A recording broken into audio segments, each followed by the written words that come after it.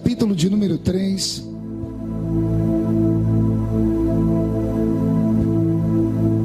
Capítulo de número 3, versículo de número 8.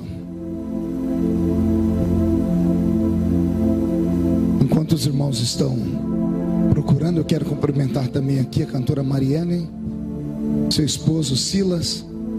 Fazia tempo que eu não via vocês também.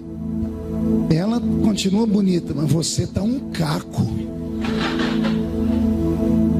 Você tem que cuidar dele também. Não pode pegar todo o dinheiro e investir em você. Tem que ajudar ele, coitado. Me botou um bigode ali que só Jesus na causa. Brincadeira, tá bonitão, parecendo um cantor de pagode, né?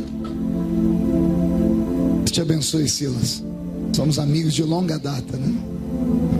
Os pastores que estão aqui à minha esquerda, alguns que estão no meio da igreja, Deus abençoe todos vocês. Eu estou precisando de um pouquinho de ganho de voz aqui. Onde é a sonoplastia, Roberto? Lá atrás. Você consegue me dar um pouquinho de ganho de voz aqui? Minha voz não é bonita igual a do pastor, não é afinada igual a da Mariana.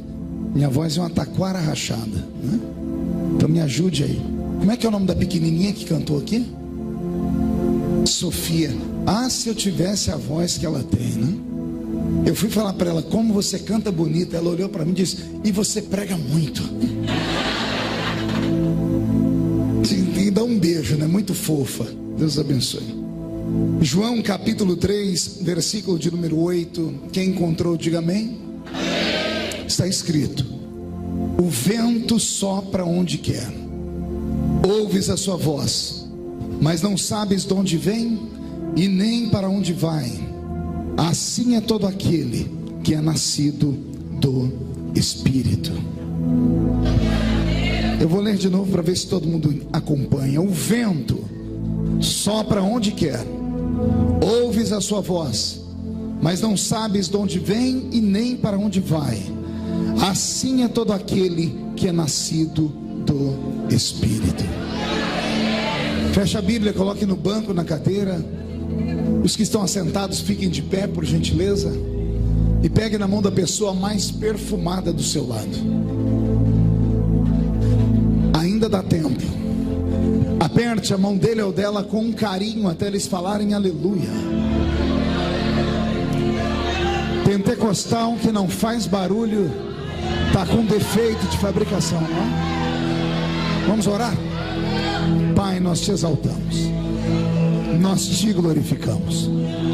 Nós entendemos que dentro de alguns minutos, e esta linda igreja ficará pequena para o tamanho da glória que o Senhor vai mandar do alto dos céus.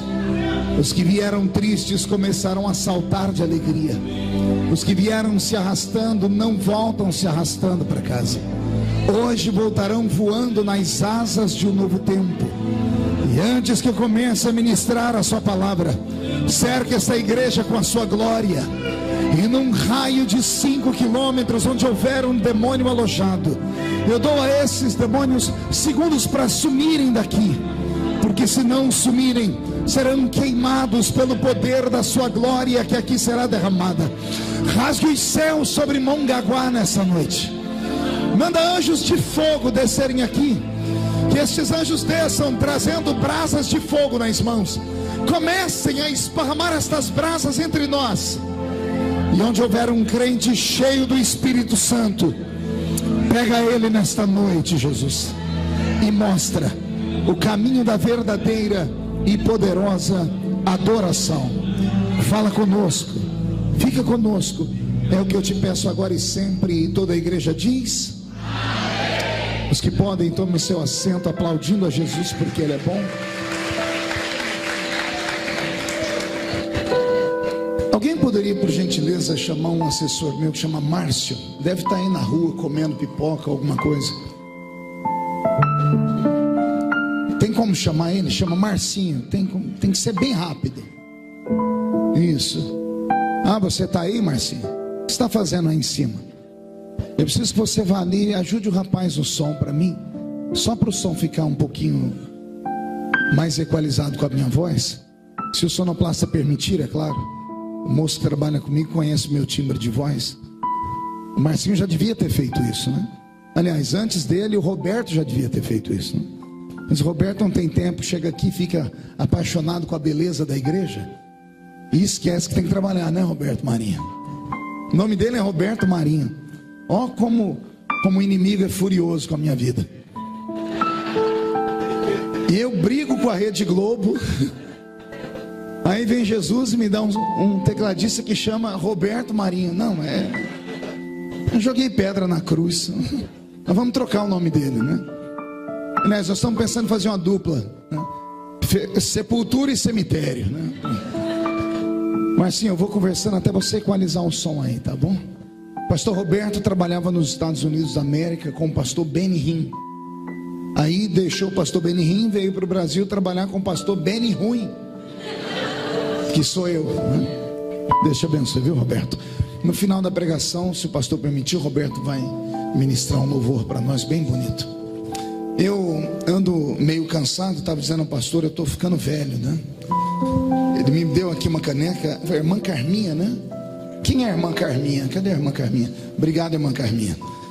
Mandou uma foto aqui de quando eu devia ter uns 5 anos de idade aqui. Estou ficando velho, né? A idade chega para todo mundo. E servindo a Deus desde os 13 anos de idade, e bregando desde os 13 anos de idade, hoje com 45 anos, são mais de 30 anos na caminhada. E eu não trago na minha memória, desde a minha infância até os dias de hoje, a lembrança de um culto que Jesus tenha faltado à reunião. Alguns entenderam, outros não, eu vou melhorar.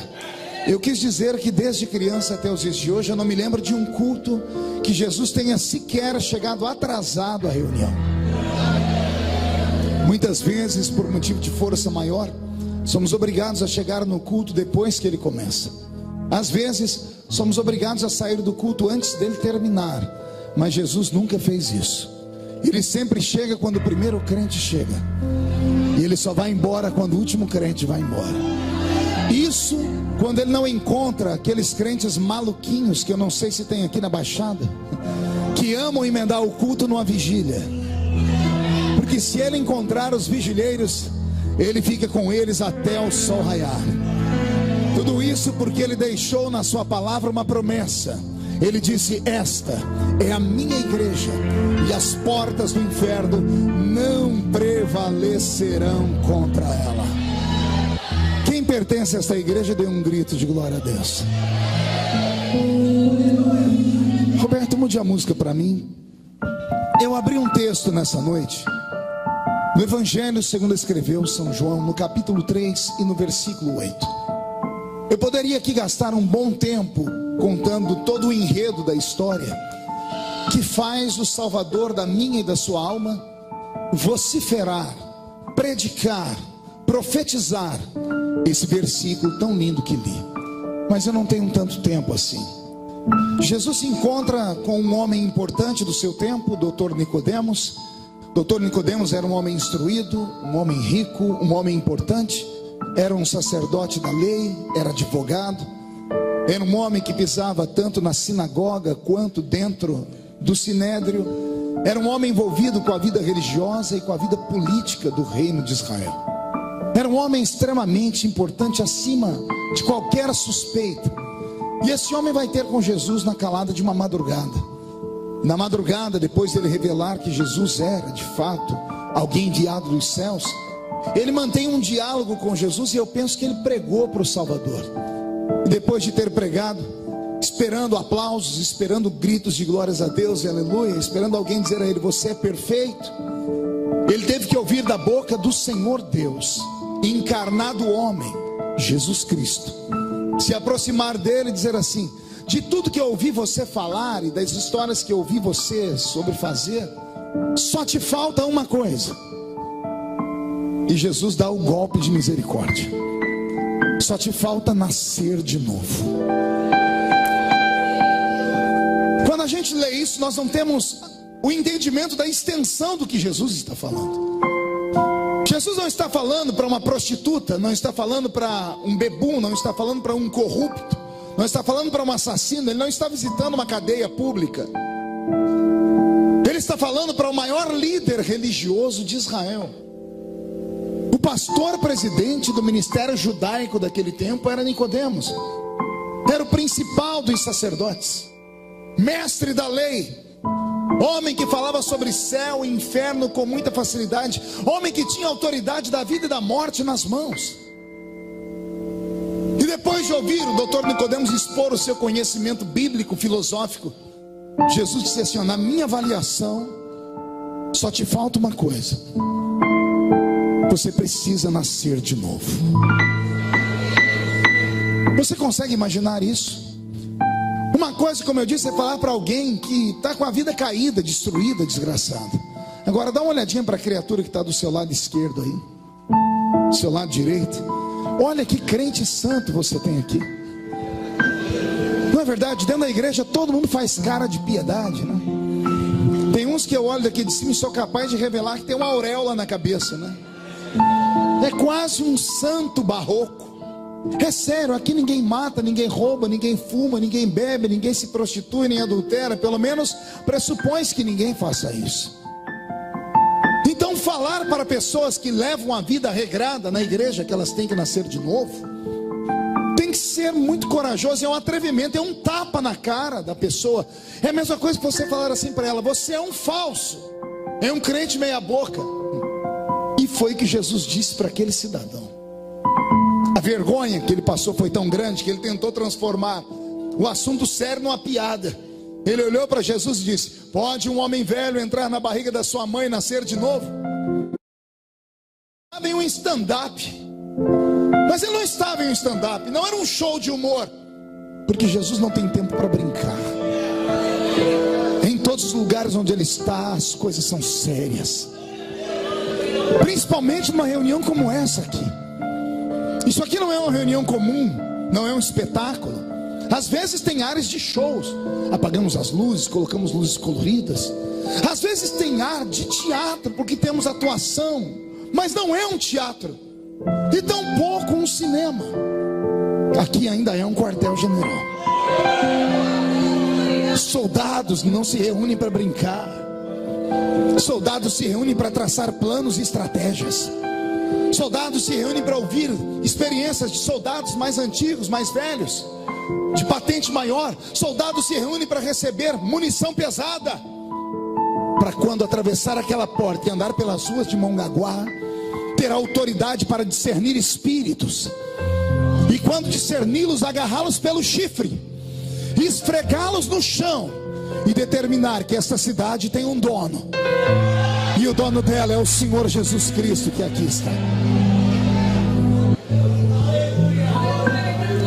Depois que Jesus deixou Nicodemos meio tonto, Jesus disse para ele assim: não, Nicodemos, eu não estou brincando, não é uma piada que eu estou te falando. Eu estou dizendo que você tem que nascer de novo. Você precisa nascer da água e do Espírito. Nascer da água eu até compreendo, porque toda criança gestada e gerada no ventre da mãe fica dentro de um líquido, o líquido amniótico, que é água para nós. Então todo ser vivo é gerado a partir da água. Era como Jesus dizendo assim: você precisa nascer de novo, esquecer tudo que você aprendeu com seus pais e com suas mães e com a sua mãe, porque eu tenho ensinamentos maiores para você. Mas não foi só nascer da água, porque a água também limpa. Era Jesus dizendo: você precisa se arrepender dos seus pecados. Não os pecados que todo mundo vê, aqueles que só Deus vê, Nicodemos. Aqueles dentro da casa, dentro da sua cabeça. Mas Jesus vai mais longe. Você precisa nascer do Espírito. E aqui me dá um arrepio na coluna. Porque nascer do Espírito é você se reencontrar com o Criador.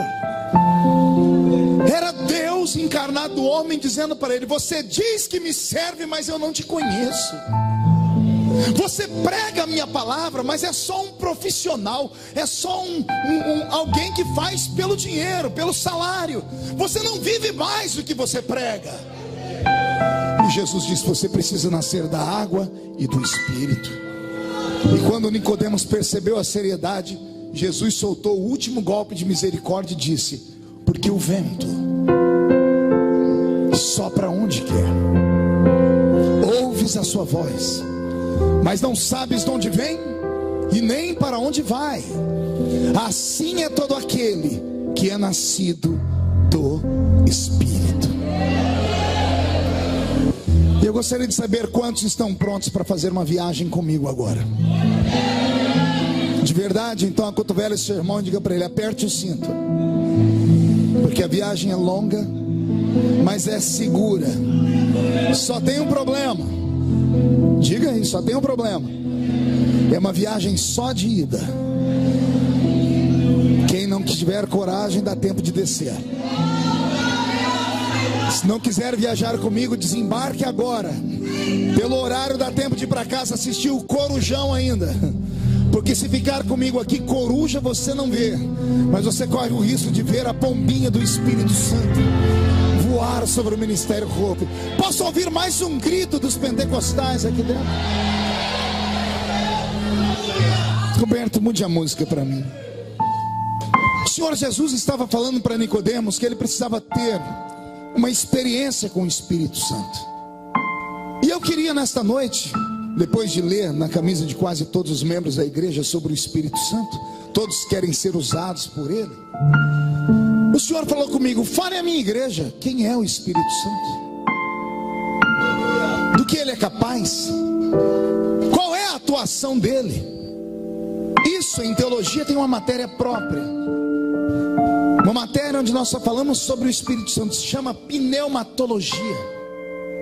Pneumatologia é a doutrina do Espírito Santo, do pneuma. Pneuma é isso aqui, ó. É isso. Sopro, vento, fôlego. A palavra espírito vem do grego ruach. E ruach é sopro, vento. Por isso que Jesus está dizendo: o vento, o Espírito, ele sopra onde quer. Ele não pode ser dominado por homens. Ele não sopra onde o homem quer. Ele sopra onde ele quer. Não é o homem quem determina, quem aprisiona, quem domestica o Espírito. O Espírito é Deus. Vou repetir: o Espírito é Deus. O problema da raça humana é que a nossa mente é tacanha e o nosso entendimento é limitado. E quando vamos falar sobre o nosso Deus e vamos recitá-lo na sua beleza da Trindade, a gente turva a mente, porque a gente consegue imaginar Deus Pai, Deus Filho e Deus Espírito Santo, e aí acabamos enumerando: primeiro Deus Pai, segundo Deus Filho, terceiro Espírito Santo. Acabamos falando Deus Pai primeiro, Espírito Santo por último, e isso manda uma mensagem subliminar na nossa mente, e nós acabamos acreditando que o Espírito Santo é menor do que Deus Pai. Não é porque ele ocupa o terceiro lugar da Trindade que ele é menor do que o Pai. É que a mente humana, ela é incapaz de absorver o entendimento divino. Como é que nós podemos compreender Deus? Às vezes eu vejo crentes que estão na igreja desde a arca de Noé. Ou desculpa, não, tem uns que não são tão velhos, mas pisaram no barro que sobrou na terra do dilúvio. Depois de 10, 15, 30 anos na igreja, eles acham que conhecem tudo sobre Deus. Acham que podem escrever livros. Quer ver a coisa mais triste do mundo? É quando você vai tentar estudar teologia. Eu tenho vários títulos. Se você olhar meus vídeos, você vai ver na parede lá do meu gabinete em Brasília, eu tenho mais de 40 títulos. Eu tenho pelo menos 5 formaturas em teologia, com mestrado, doutorado, e recebi um título chamado Doctor in Divinity, doutor em divindade. Bela porcaria. Aí todas as vezes que eu olho para os meus títulos, eu começo a rir. Pergunte por quê? Porque até hoje eu abro a Bíblia e tem horas que eu falo: o que o senhor quer dizer aqui? E olha que eu li a Bíblia mais de 30 vezes, de capa a capa. Eu escrevi 21 livros e uma enciclopédia acerca dela. A primeira vez que eu li a Bíblia inteira de capa a capa, eu tinha 9 anos de idade, lá na igreja católica, na paróquia Cristo Rei, onde eu era coroinha junto com o Padre Ângelo. E a Bíblia que eu li não era igual a sua não, viu, seu preguiçoso? Porque a nossa é menor do que a Bíblia católica. A Bíblia católica tem 7 livros a mais. E desde então, apaixonado por esse livro, lendo esse livro, até hoje eu me pego assustado quando eu leio alguns textos que eu falo: como é que eu nunca percebi isso aqui? Eu digo isso porque eu sou acostumado a ler livros grandes, grossos. Eu não leio só a Bíblia, eu leio de tudo. Eu leio livros de filosofia, de psicologia, de psiquiatria, leio livros de política, leio livros de todas as esferas possíveis, leio livros de romance, leio Dan Brown, leio outros mais que se eu citar aqui, alguns vão ficar escandalizados. Eu leio de tudo. Só que todas as vezes que eu termino de ler um desses livros grossos de romance, eu termino de ler, coloco aqui, nunca mais olho para ele. Basta olhar para o livro que eu lembro da primeira cena até a última. A Bíblia não. Eu já li 30 vezes de capa a capa, e às vezes eu fico com medo de tocar nela. Quando eu era criança na escola dominical diziam assim: a Bíblia fechada é um livro comum, mas aberta é a boca de Deus falando. O tempo passou e eu consertei essa frase. Está errado, me ensinaram errado. A Bíblia fechada ou aberta é a boca de Deus falando conosco. Já assistiu filmes americanos? Na hora de julgamentos, pegam a Bíblia Sagrada fechada, colocam lá e faz a pessoa fazer um juramento sobre ela. Não invocam nenhum versículo dela. Por quê? Porque não precisa. Porque qualquer ser humano que tem um mínimo de entendimento sabe que esse livro não é normal. Eu tenho medo desse livro, mas também sou apaixonado por ele. Que pena que a nossa geração não tem mais apreço pela Bíblia. Que pena que a nossa juventude, nossas crianças trocaram a Bíblia física por uma Bíblia eletrônica. Ah, pastor, mas eu estou com a Bíblia. Sim, mas caminhar com a Bíblia para o crente não é só carregar um livro. A Bíblia não é só um livro. A Bíblia é uma identidade. A Bíblia é uma espada. Quantas vezes com a Bíblia na mão, sentado num banco esperando o ônibus, às vezes na beira da praça, na hora do almoço lendo, sentou alguém e disse: o que tem aí? E abrindo a Bíblia diz: aqui está escrito que Jesus te ama. Quantas pessoas eu levei ao pé da cruz assim? Deixa eu deixar aqui um recado para os jovens: não se envergonhem da Bíblia, porque Jesus deixou escrito assim: se você se envergonha de mim diante dos homens, um dia eu me envergonharei de ti diante do meu Pai.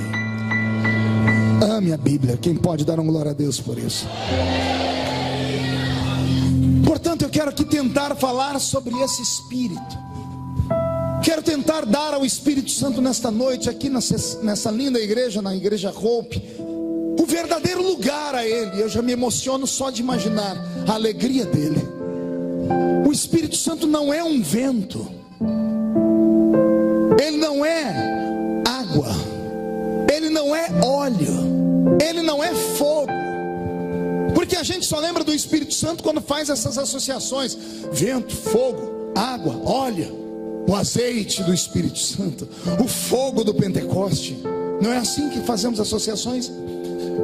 O Espírito Santo não é vento, não é água, não é óleo, não é fogo. Embora o vento, a água, o fogo e o óleo sejam símbolos dele, mas ele é maior do que tudo isso. Ele é Deus. Ele não é maior do que o Pai e não é menor do que o Filho. Ele é Deus. Ele simplesmente, nos dias em que vivemos, na sua extrema educação, porque ele é um cavalheiro, ele é um gentleman, ele se coloca no lugar dele. E o lugar dele, nesses anos em que vivemos aqui na terra, é exaltar o Pai e o Filho. Sabia disso? Desde que o mundo é mundo, de Gênesis até os dias atuais, Deus sempre se manifestou na terra em uma das suas formas. Às vezes como Deus Pai, às vezes como Deus Filho, e na nossa era como Deus Espírito Santo. De Gênesis a Malaquias, o Velho Testamento inteiro, nós temos 5 dispensações bíblicas. E nas 5 dispensações bíblicas, Deus Pai se manifestou. Quer seja a dispensação da inocência, consciência, governo humano, era patriarcal e lei. No Velho Testamento inteiro você só vai encontrar a figura de Iavé ou de Jeová, Deus Pai. Deus Pai dominou o Velho Testamento inteiro, até que no livro de Malaquias Deus se silencia. E há um período de 400 anos que Deus fica sem falar com a raça humana. Por isso temos 2 testamentos na Bíblia, Velho e Novo. Por que temos uma separação? Porque não há um testamento único. Porque houve um período em que Deus parece ter olhado para a raça humana e desistido de nós. No livro de Malaquias, Deus olhou para a raça humana, lavou as mãos, voltou para o céu, sentou no trono e deu um grito. Pergunte qual? E agora? A quem enviarei? Quem há de ir por nós? Por quê, pastor? Porque Deus desistiu. Era a maneira de Deus dizer: eu fui e eles me rejeitaram. Se me rejeitaram, quem eu envio agora? Se rejeitaram o eterno Criador, quem é que pode salvar a raça humana? E é nesse momento que Deus Filho se manifesta. Pergunte como? Respondendo a pergunta do Pai. Qual foi a pergunta? 1, 2, 3. Qual foi a pergunta? A pergunta inteira. Ninguém conhece a Bíblia aqui. Vamos lá. 1, 2, 3. E agora? A quem? A resposta do Filho foi essa: eis-me aqui. Envia-me a mim. Deus Pai ficou, Deus Filho desceu. Deus Filho ficou conosco por 33 anos e meio. É o período de Jesus na terra. Antes de ir para o céu, ele disse aos seus discípulos: ficai até que do alto sejais revestidos de... E quem foi que desceu em Atos capítulo 2? O Espírito Santo. Só que veja só, enquanto Deus Pai está no céu, Deus Filho está aqui, Deus Espírito está no céu. Quando Deus Pai estava aqui, Deus Filho e Deus Espírito estavam lá. Agora que Deus Espírito está aqui, Deus Pai e Deus Filho permanecem lá. Você entendeu? Cada um teve um tempo de atuação. E cada um... Nosso pai Adão recebeu o Espírito Santo quando Deus soprou na sua nariz. Pergunte: como o senhor sabe, pastor? Adão via Deus. Adão ouvia Deus. Adão obedecia a Deus. Só pode ver, ouvir e obedecer quem tem o Espírito Santo. É por isso que a pessoa que está lá fora não obedece a Deus. Ela não tem o Espírito Santo. Porque é o Espírito que convence o homem do pecado, da justiça e do juízo. Você está entendendo? Só o Espírito Santo na vida de um homem e de uma mulher faz ele entender que esse lugar aqui não é a casa da mãe de João. Que esse lugar aqui é a casa do Eterno. Só a presença na vida de um crente faz ele entender que aqui dentro não tem que ficar mascando chiclete. Não tem que ficar levantando para ir no banheiro, mandando recadinho para as pessoas. Só o Espírito Santo faz alguém entender que aqui não é lugar de namorar. Que aqui não é lugar de ficar mexendo no WhatsApp na hora do culto. Só o Espírito Santo. Mas a pessoa sem o Espírito Santo, ela está num ambiente como esse e ela começa a ficar incomodada quando a estratégia do Espírito muda. Porque existem dois momentos do culto: o momento em que você entra na igreja e o momento em que você entra na presença de Deus. Entrar na igreja, qualquer um entra, até cachorro entra. Já desse eu estava num culto, no meio do corredor tinha um cachorro deitado. Eu sou meio devagar para pregar, né? Igual carral, depois se pega, vai embora. Mas até lá, daqui a pouco, um deu glória a Deus lá, todo mundo olhou para lá e o cachorro deu junto. Daqui a pouco o fogo pegou, o povo começou a dar glória a Deus, o cachorro não empolgou. Deitado, ele levantou a cabeça e fez: tinha um diácono perto do culto que falou assim: eita, que o cachorro está crente. Eu não aguentei, falei: não, irmão, o cachorro não está crente não. Tá, pastor, ele deu glória a Deus. Eu falei: porventura você tem dom de interpretar a língua de cachorro? Eu falei: não, pastor, todo mundo deu glória a Deus, você deu glória a Deus. Eu disse: não, vou te ensinar. Nenhum animal irracional pode dar glória a Deus. Vou repetir: nenhum animal irracional pode dar glória a Deus. Mesmo o papagaio, quando diz glória a Deus, não sabe o que está fazendo. Não há animais irracionais inteligentes. Animais vivem por instinto. Está entendendo? Se o papagaio fosse inteligente, ele batia papo com a senhora, perguntava como estava o dia. Não, meu cachorro é inteligente, pastor. Eu falo para ele, deita, ele deita. Ensinaram ele a deitar a troco de um pedacinho de comida. É instinto de sobrevivência. Nenhum animal irracional pode dar glória a Deus. Pergunte por que ele não pode. Por que não? Porque animal irracional só tem terra dentro dele. Ele é terra, ele é colado na terra. Ele tem terra e alma. Ele só tem instinto, porque alma é instinto, são emoções. Por isso que o cachorro grita, animais choram, porque é instinto. Eles não têm o céu dentro deles. A única raça no mundo da terra que pode dar glória a Deus está na minha frente. E sabe por que você dá glória a Deus? Pergunta para mim, por que, pastor? Por quê? Porque o céu está dentro de você. Você tem nome, chama-se Espírito Santo.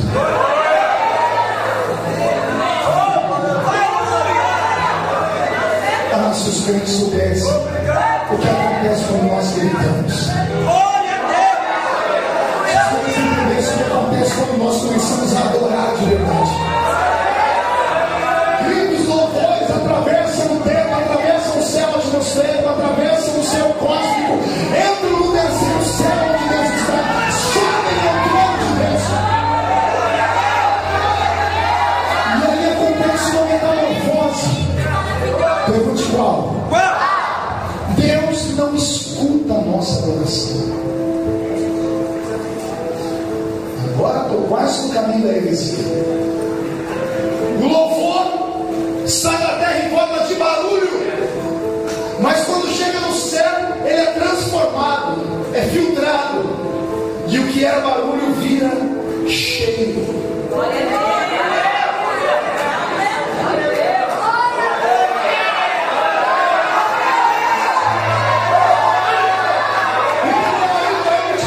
Sai da terra em forma de barulho, é filtrado pelo Espírito Santo. Os anjos pegam o Espírito Santo e colocam em taças, e o seu louvor é jogado diante do trono de Deus. E Deus sente o cheiro, meu Deus. Deus está sentindo o cheiro.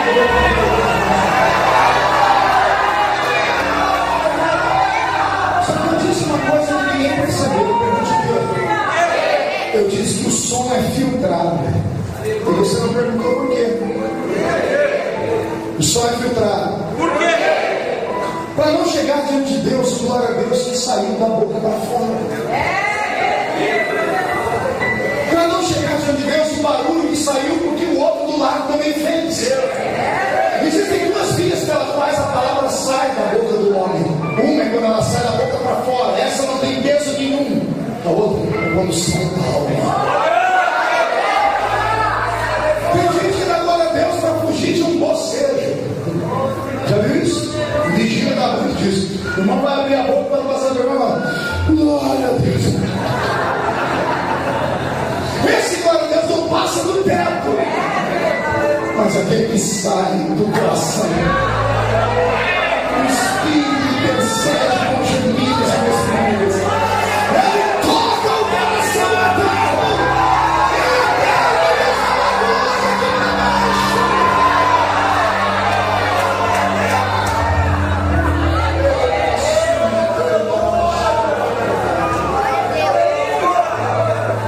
Quando Adão perdeu o Espírito Santo, ele se perdeu. Deus começou a observar a raça humana e Deus percebeu que o homem não podia ter o Espírito Santo.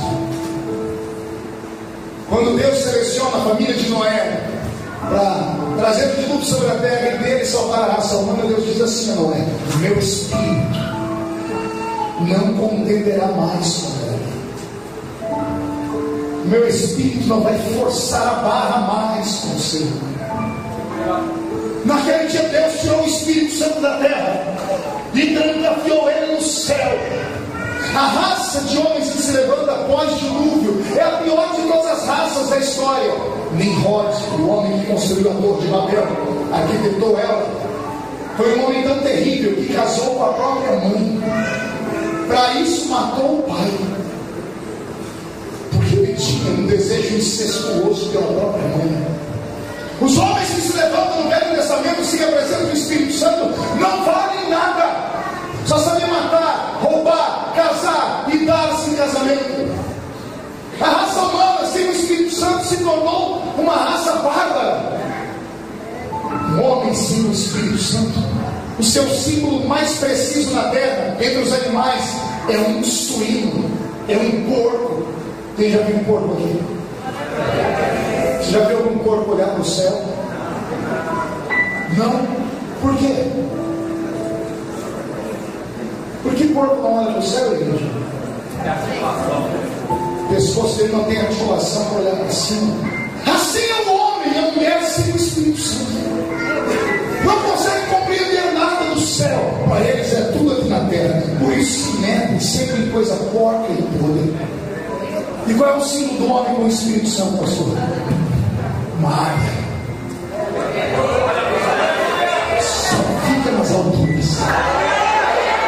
E quando vê uma tempestade, qualquer ave que vê uma tempestade e tem a mesma força de uma águia, ela tem 3 opções. A águia só tem 2. Pergunte quais as 3. Um pássaro normal vê uma tempestade, você tem a envergadura de uma águia, por exemplo, como uma águia de rapina, que é grande. Ele vai descer, é a primeira opção. Segunda, atravessar. A terceira, tentar voar por cima. A águia só tem 2 opções. Nenhuma águia foge da tempestade. Nenhuma águia que está no voo vê a tempestade e desce para se esconder. Ou ela rompe a tempestade pelo meio, chega do outro lado, faltando penas, mas vence. Ou ela voa acima da tempestade. O Espírito Santo está aí? Olha aqui para a cara do crente do seu lado, vê se o Espírito Santo está dentro. Se o Espírito Santo está em você, como é que você consegue ficar o culto inteiro? Com aquele rapaz ali que agora há pouco estava segurando um papelzinho aqui assim. Como é que você consegue ficar o culto sentindo o cheiro de um papel e agora batendo papo com a namorada? Como é que você consegue ficar no culto desse jeito? Naquela vai ali pra rua, bate papo com a namorada. Aqui é o lugar de Deus.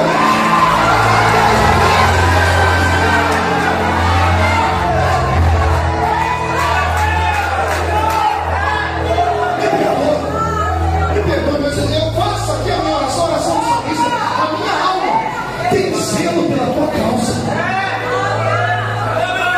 Não é tempo de brincar, é tempo de buscar a presença do Espírito. Depois tomba, cai, pega. Ninguém sabe por que a de coitadinho na vida. A oportunidade é dada a todos dentro deste santuário. O Espírito Santo está aqui para tocar a vida de qualquer um. Davi, só consegue fazer isso se a pessoa deixar. O homem sem o Espírito Santo é um nada.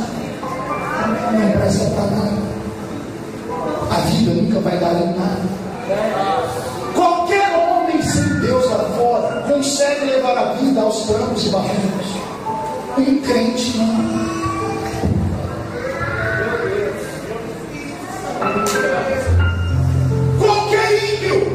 Leva a vida empurrando com a barriga. Do jeito que vai, vai. O crente não. Eu digo que não. Porque contra nós pesa o inferno. O diabo não quer os que estão lá fora. Os que estão lá fora já são dele. Ele quer os que estão aqui dentro. E se você não estiver protegido, se você não estiver guardado, se você não estiver revestido, ele vai te levar embora a qualquer momento. Eu digo isso porque eu já fui um crente meia boca. E ninguém teve a coragem de fazer o que eu fiz aqui, moço. Falo isso com muito amor. Eu era um menino, leviando dentro da igreja. Levava a vida de qualquer jeito. E reclamava com o pastor ainda. Ai, se alguém falasse qualquer coisa para mim. Ninguém nunca teve coragem de falar comigo. Sabe qual foi meu destino? Drogas. Deixei a igreja e fui me envolver com o mundo das drogas. Passei 2 anos longe da igreja, inaugurei o jornal da minha cidade com fatos policiais. Porque ninguém nunca teve coragem de me colocar na parede e me explicar que esse lugar aqui não é igual à nossa casa, não é igual a sala da nossa casa, não é igual a rua. Deus disse a Moisés no alto de uma montanha, no alto de uma montanha, onde só tem sujeira e terra. Moisés foi chegando de qualquer jeito. Eu disse: para aí. Por que, Senhor? Tira as alparcas dos seus pés. Por que, Senhor? Porque esse lugar é uma terra santa. Onde Deus está, a terra é santa. Você não consegue entender isso? Como ninguém no Velho Testamento estava pronto para receber Deus, Jesus teve que intervir. Jesus teve que ir lá na eternidade e falar: Pai, um homem sem Espírito Santo não vive. Temos que devolver. E Deus Pai com reticências. O homem não pode receber o Espírito Santo porque ele machuca o Espírito Santo. Ei, o Espírito Santo é sensível. Alguém já leu isso na Bíblia? Jesus, quando passou por aqui, disse assim: se quiserem falar do meu Pai, falem. Se quiserem falar de mim, falem também. Mas não falem do Espírito Santo. Pecar contra o Pai tem perdão. Amaldiçoe Deus, você terá perdão. Pecar contra o Filho tem perdão. Amaldiçoe Jesus, como a raça humana faz, e terá perdão. Mas não peque contra o Espírito Santo. Alguém sabe o que é pecar contra o Espírito Santo? Está aí uma coisa indigesta que nenhum pastor resolve pregar de vez em quando. Pecar contra o Espírito Santo é atribuir ao diabo uma obra que é Deus que está fazendo. Jesus havia acabado de curar um enfermo. Alguém olhou do lado e falou assim: ele está curando demônios por demônios. Jesus ficou de: peraí, quer falar de mim? Fale, mas não fale daquele que está me usando aqui. O que tem de crente com um pé quase dentro do inferno, por serem insensíveis numa reunião como essa, e verem Deus levantar alguém, e a pessoa murmurar dizendo: nossa, eu preciso de tudo isso. Para que esse grito, para que esse culto, para que esse coreografia, por que está fazendo isso? Por que está fazendo isso? E é porque você não está murmurando de mim, você está murmurando contra aquele que está me usando. Não é brincadeira. Jesus intercedeu e Deus ouviu a oração. E a Bíblia diz que Deus transformou o Velho Testamento num laboratório. E Deus pegou 3 tipos de seres humanos para serem cobaias. Deus pegou reis, sacerdotes e profetas. Na verdade, todos eram homens, mas Deus começou a analisar o sentimento deles, a sensibilidade deles, a chamada deles. Então Deus vinha sobre o homem e via que ele era sensível, disse: esse será profeta. Vinha sobre o outro e disse: esse será sacerdote, porque é sensível. Esse será rei, porque é guerreiro. E Deus colocava o Espírito Santo sobre eles. Amém até aqui? Amém. A diferença de nós para eles é gigantesca. Pergunte por quê? Por quê? O Espírito Santo só era dado sobre eles para uma atuação naquele momento. Deus dava e tirava. Todo mundo, quando pensa em Sansão, pensa que ele era gigante, né? Fortão, Arnold Schwarzenegger. Não. Pelo que eu leio da Bíblia, Sansão era barrigudo, porque o homem era cachaceiro. Bebia mais do que o meu avô. Esse homem gostava de uma mangaça. Era Sansão. A força de Sansão não estava nos braços, estava no espírito que usava. A revelação que Isaías tinha não estava no homem, na carne, estava no espírito que descia sobre ele. A força que Davi tinha para matar um Golias não estava no seu braço, que gerou uma funda, estava no espírito que estava sobre ele. Entenderam? Então, no Velho Testamento, o Espírito Santo era dado sob medida. Diga comigo: sob medida. No Novo Testamento, o o Espírito Santo é dado sem medida. No Velho Testamento, Deus pegava um conta-gotas. Chegava no homem e disse: você vai ser usado agora. Pingava. Quando o homem recebia aquela dose, ele ficava cheio, pregava, lutava com uma queixada de jumento, matava 1000 homens. Mas quando o Espírito Santo saía, voltava ao normal. Isso no Velho Testamento. No Novo, qualquer um que está aqui tem mais Espírito nele do que Deus.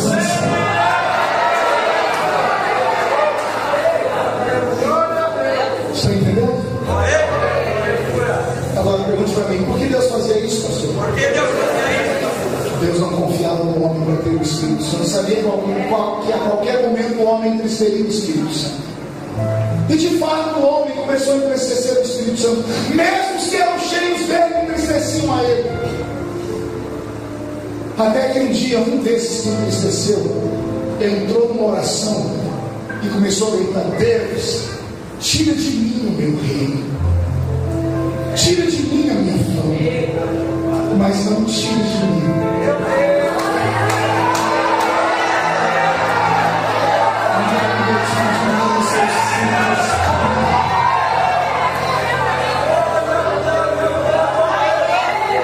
Aqui estava dizendo assim: ter o Espírito Santo é melhor do que ter o reino inteiro. Ter o Espírito Santo é melhor do que ser um homem. Mas querido Espírito está dentro de nós. Deus dava o Espírito Santo sob medida. E era tão raro alguém receber o Espírito Santo que um dia Moisés foi falar com Deus e disse: Deus, falei com meu sogro, eu não estou dando conta de administrar o povo. E ele me deu uma ideia: reparti a carga com 70 homens especiais de minha confiança. Deus ouviu Moisés e disse: gostei da ideia, vou fazer. Só que ao invés de eu dar uma experiência própria para eles, eu vou retirar o que eu te dei. Você percebeu que está ficando? E vou repartir com os outros.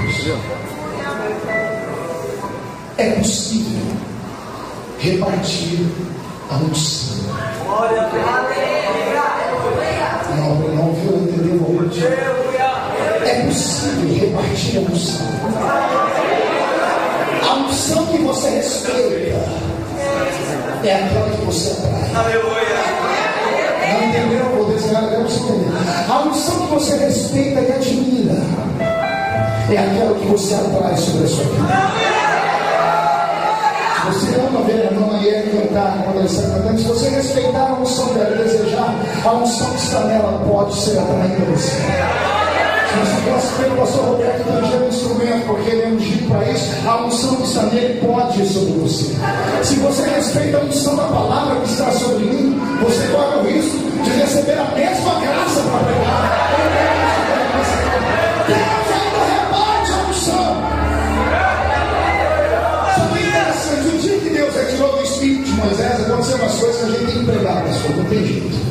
A Bíblia diz que Moisés estava lá no alto da montanha e Deus disse assim: Moisés, está com a lista aí, está aqui, Senhor, 70 nomes. Pois não. Abre os braços, Moisés, já abri, Senhor, e agora? Se segura, porque eu vou tirar um pouco do que eu te dei e dar para aqueles 70.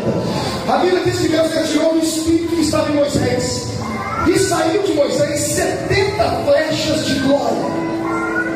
E essas flechas procuraram os alvos, que eram os nomes que estavam no papel. 68 homens estavam dentro do arraial de Israel. O Espírito pegou os 68 e eles começaram a profetizar. Só que 2 estavam fora do arraial, estavam longe dos olhos dos homens. O nome deles era Eldade e Medade. A Bíblia diz que quando os 2 que estavam no meio da estrada, a caminho, foram tomados pelo Espírito, os 2 começaram a saltar, a cantar e a profetizar um para o outro. Imagina Deus profeta, eu falo para você, você fala para mim, foi isso. Mas olha que glória, eu vou profetizando para o outro. Nisso ia passando um crente enchido, daqueles que não tem congregação, só tem na igreja que eu pastorei. Só tem lá em Orlando essa raça também. É aqueles crentes que quando vê Deus pegar alguém, ao invés de tentar pegar um pouquinho da glória também, sai com a língua desse tamanho e corre para difamar as pessoas. Esse homem correu até Moisés. Quando chegou na tenda de Moisés, Josué botou a mão na espada e disse: o que você quer aqui? E o homem disse: quero voltar para Moisés, que tem dois moços lá do lado de fora do arraial profetizando. Eu estando lá, fazendo aquelas estribonias pentecostais, fazendo aquelas coreografias extravagantes pentecostais. Josué disse: deixa que eu levo a mensagem para Moisés. Josué entrou e disse: Moisés, tem dois moços do lado de fora do arraial, o nome está aqui, ó, Eldade e Medade. E eles estão pulando, profetizando do lado de fora do arraial. Posso ir lá calar os dois? Já com a mão na cintura. Moisés disse: qual o nome deles? Eldade e Medade. Eldade e Medade. Josué, deixa os meninos profetizarem. E eu vou te dar um ensinamento. Qual, Moisés? Quem dera, não só os dois lá fora. Quem dera, não em 68 lá. Quem dera todo Israel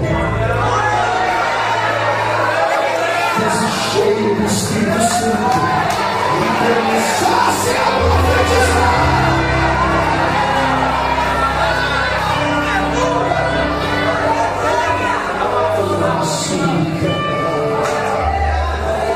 A Bíblia diz que o profeta Ezequiel ficou 2 horas na beira do rio Quebar, assim,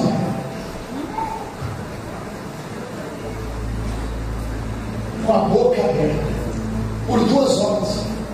Pergunte por quê? Queria profetizar, mas sem o Espírito Santo não dá para profetizar. Ele ficou assim. Mais tarde o salmista vai escrever: abre a sua boca e eu encheria. Salmo 10. Olha aí. A Bíblia diz que o profeta Eliseu, um dia louco para profetizar, que Israel estava em decadência, mas o céu não abria, ele gritava e Deus não escutava. E Eliseu foi inteligente. Pergunta o que ele fez. Arrumou um tangedor, falou: toca uma música para Deus, bem bonita. Isso é uma peça de música. Toca. E vamos olhar para o céu. Toca.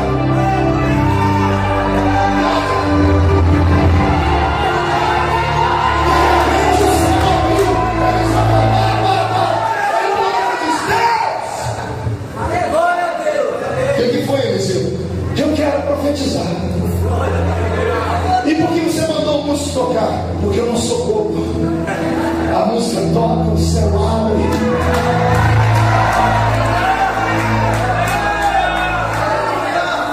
Eu estou diante de profetas e profetisas, sacerdotes e sacerdotisas, reis e rainhas do reino de Deus, homens e mulheres que se entenderam o que eu estou dizendo e forem cheios do Espírito Santo. Quando colocarem os pés para fora dessa porta, não tem demônio que para diante de vocês. Não tem Zé Película, Zé Pilantra, Jucaveira, Tranca-Rua, não tem inferno, não tem preteiro, não tem pessoal, não tem rede do alto.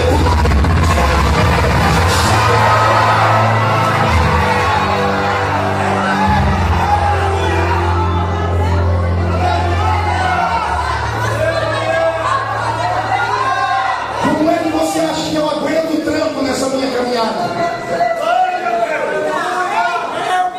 Vocês acompanham minha vida, vocês sabem que tudo comigo vai parar no Jornal Nacional. Você ri que não é você.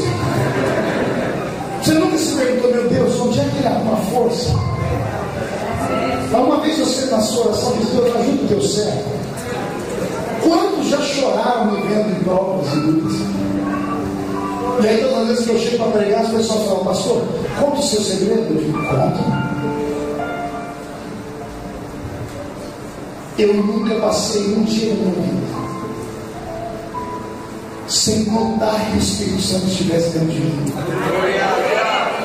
e sem orar nas línguas que Deus me deu.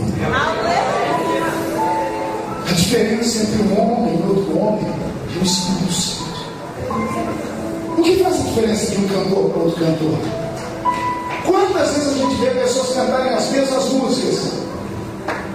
Um dia desses eu estava vendo até no mundo, eu vi aquele cantor Caetano Veloso cantar aquela música sozinho. E depois eu ouvi Tim Maia cantar, depois eu ouvi Sandra Sá, a mesma música. Mas por que Tim Maia canta de um jeito e não vende? Sandra canta e não vende. Caetano vende 1 milhão de cópias. É a mesma música. Quer saber o segredo? Digita na internet, escreve lá, Caetano conta porque a música sozinho explodiu. E você vai ouvir ele dizer assim: antes de gravar a música, eu levei para a mãe menininha do patrão e consagrei, fiz cabeça. Por que os louvores às vezes não funcionam? Um grava, quando a pessoa começa a cantar, o céu desaba. Vem uma outra pessoa que tem uma voz bonita, mais bonita do que a outra, canta e não acontece nada. Pessoas vêm dizer assim: não, a unção está na melodia, porque o estilo é pentecostal, é meio forró, e outra adoração é meio zen. Nada disso. O que faz a diferença no louvor não é o estilo de música, é o vaso que está cantando. É o que tem dentro do vaso. Você está entendendo o que eu estou dizendo? Pedro, sem o Espírito Santo, levou Jesus diante de uma vendedora de público. Com o Espírito Santo, defendeu a igreja e pregou um sermão que, de cara, lançou a rede e 3.000 pessoas se converteram. Está vendo a diferença de um crente sem o Espírito Santo e outro com o Espírito Santo? Aquele que busca o Espírito Santo recebe. A nossa geração não busca mais nada. A nossa geração quer dançar, cantar, ouvir uma palavra do dia. As igrejas hoje querem mais ouvir um pastor que conte mais piada do que alguém que prega de verdade. A modernidade bateu a nossa porta e abrimos a porta para ela. É possível ser moderno, mas a gente não precisa ser mundano. A gente pode ser para frente, mas não tem que deixar Jesus para trás. As pessoas olham para mim assim: o senhor mudei a embalagem. Que digam as irmãs que usam Bombril aqui. Cadê as irmãs que já compraram Bombril aí? Levante a mão. O Bombril existe há quantos anos? Acho que usaram para limpar o templo de Salomão. O Bombril mudou, mas a embalagem dele está mais nova e moderna, né? Daí está o segredo. Se for mudar, muda só a embalagem. Não muda o conteúdo. O conteúdo ainda é o menino da prerrogativa. Eu ainda sou um monte para orar. Eu ainda tenho minhas irmãs e mães de oração. Eu ainda tenho grupos de pessoas que falam com Deus face a face. Esse é o segredo. O segredo é você confiar nele e se encher do Espírito. Como é que eu me encho do Espírito, Senhor? Só tem um jeito. 2 corpos não ocupam o mesmo lugar no espaço. É uma lei física que serve para o Espírito. 2 espíritos não podem ocupar o mesmo lugar dentro de você. O espírito da sensualidade não coaduna com o Espírito Santo.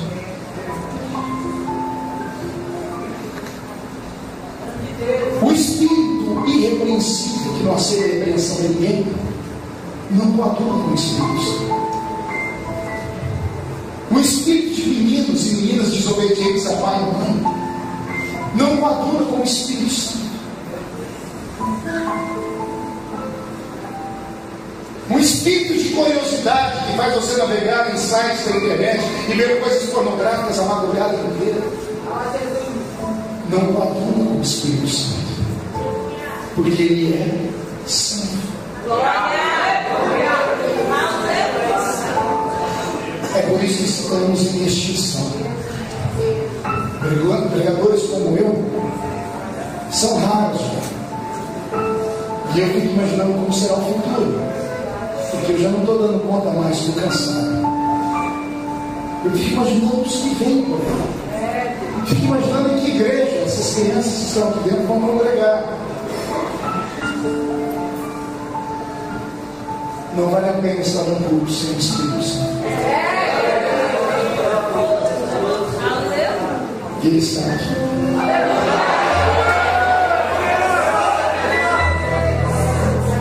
Se você tem isso que ele tem na sua vida, rapaz.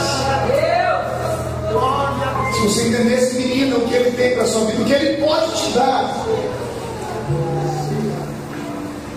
Dia desse eu estava lá em Nova York, onde está esse vídeo agora. Eu estava saindo da ONU, de uma reunião representando o Brasil, um debate sobre a nação de Israel. E eu saí muito triste porque o nosso embaixador votou contra a nação de Israel. Saí do lado de fora da ONU, tinha um carro da embaixada me esperando, eu dispensei uma polícia e fui andar, eu precisava esclarecer. Estava triste. Daqui a pouco eu comecei a olhar aquela beleza, porque aquele país é perfeito. E de repente eu ouvi uma voz, eu recebi uma visitação, porque Deus ainda fala. E a voz falou assim comigo: ei, cortador de cana. E eu parei, porque eu conheço a voz do meu Senhor. Eu virei uma árvore para ninguém notar, baixei a cabeça e depois: fala, Senhor, que teu servo ouve. Está tudo bem, cortador de cana? E eu abri um sorriso e disse: está tudo bem, Senhor, mas por que o Senhor está me chamando de cortador de cana? E o Senhor me disse: não precisa me esquecer de onde eu te tive. Mas eu não esqueço, Senhor. O Senhor disse: não tira a tristeza do seu coração. Por quê? Porque se eu te transformo um homem de cortador de cana no que eu te transformei, eu posso mudar o Brasil também.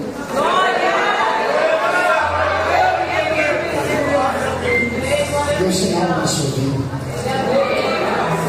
Mas se você não se dedicar, se você não acreditar, se você não sonhar, se você não buscar, se você não gastar tempo, se você não fizer renúncias, Ele nunca poderá fazer na sua vida o que Ele deseja. Pastor, mas o preço é caro. É claro que é caro. O que não custa nada não vale nada. O Espírito Santo tem sede. Ele precisa que alguém mate a sede dele. Ele quer você para Ele. Ele não quer repartir você com mais ninguém. Não quer repartir você com o seu Facebook. Não quer repartir você com seus amigos. Não quer repartir você com as noitadas, com as baladas. Não quer repartir você com a novela. Não quer repartir você com o futebol. Não quer repartir você com ninguém. Ele quer você para Ele. Se entrega. Se entrega.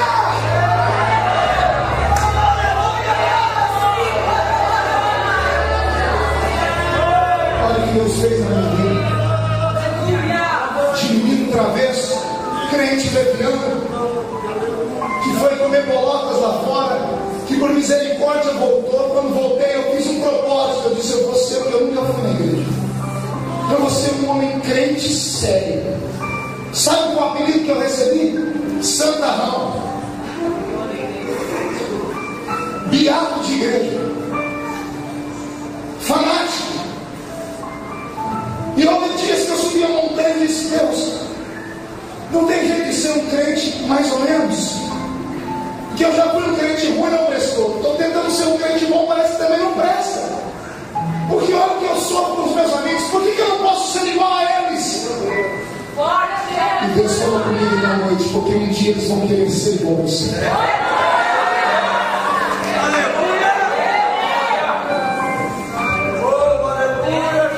Quando Deus quer levantar alguém, Deus leva uma pessoa para a solidão.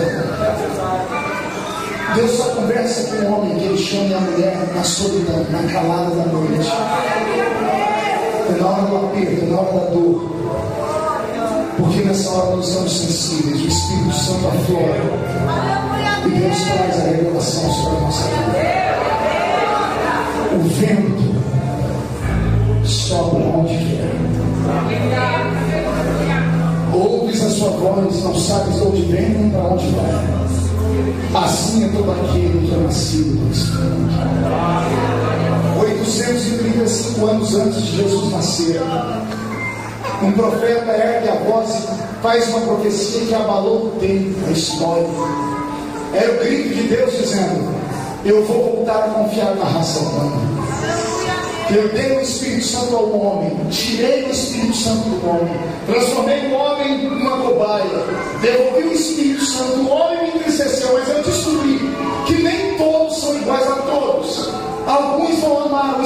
de verdade. Deus abre a boca do profeta Joel, que profetiza assim: e eis que nos últimos dias, diz Deus, derramarei do meu espírito sobre toda a carne. Vossos filhos e vossas filhas profetizarão, vossos jovens terão visões, vossos velhos terão sonhos.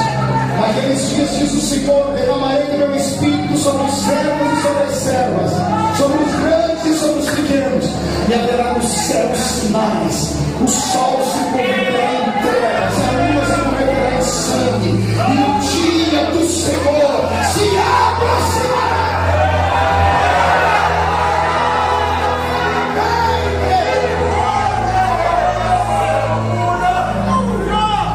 Jesus nasce. O Espírito Santo visita ele em Lucas capítulo 4, quando ele sai das águas do batismo. Aquele que é o precursor de Cristo faz uma profecia também poderosa. Pergunta para ele: você é o Messias? Ele diz: eu não. Eu batizo com água para arrependimento, mas o Messias nos batizará com o Espírito Santo e com fogo. Atos capítulo 2. Estavam todos reunidos no mesmo lugar, quando de repente veio do céu um som como de um vento forte e impetuoso e encheu a casa onde estavam assentados. Foram vistos por eles línguas repartidas como que de fogo, as quais foram cheios do Espírito Santo e começaram a falar em outras línguas conforme o Espírito Santo lhes concedia que falassem. Desde que a igreja foi fundada, em todas as eras e tempos, o diabo tenta arrancar o Espírito Santo da igreja.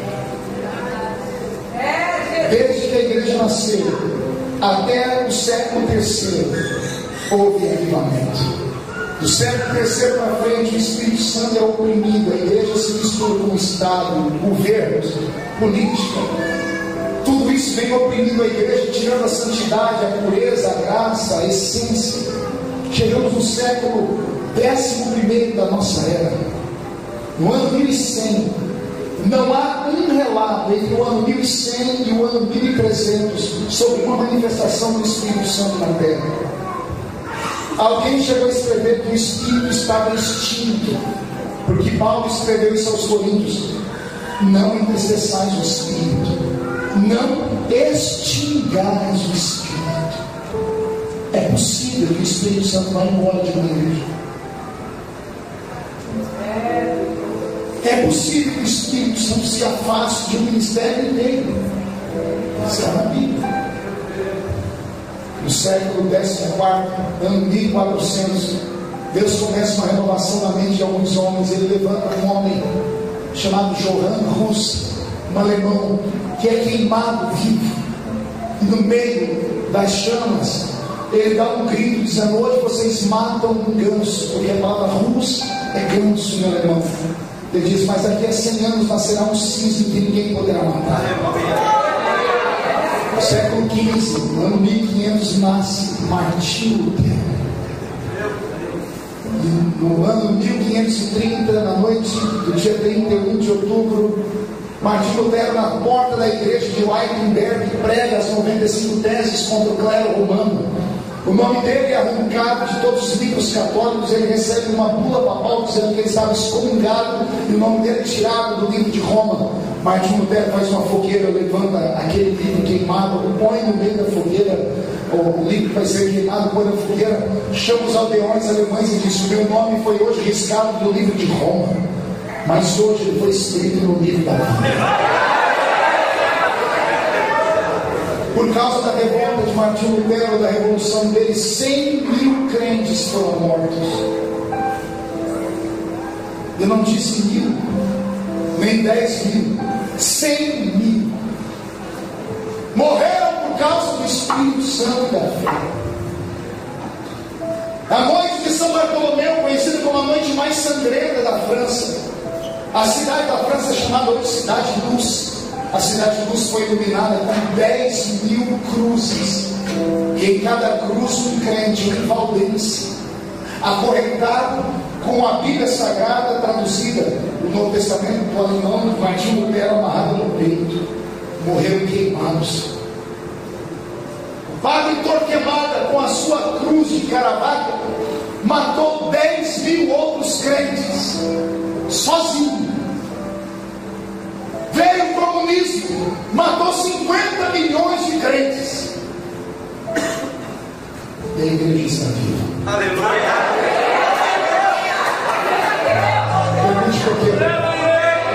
Porque o vento sopra. E o vento quer soprar aqui no Mongaguara, quer soprar na sua vida, na sua casa, na sua família, nos seus filhos, no seu casamento, na sua vida profissional, na sua vida ministerial. O Senhor quer dar uma renovação sobre a sua história inteira. Mas para isso você tem que deixar que o vento tenha liberdade. Aleluia! Você crê nessas coisas? Fique de pé, por gentileza. Feche os olhos. Vou fazer um convite. Um só. Eu queria perto desse altar somente homens e mulheres que têm coragem de dizer a si mesmos: eu preciso melhorar.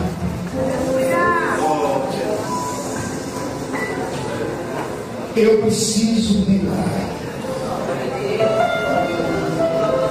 Porque eu já fui melhor.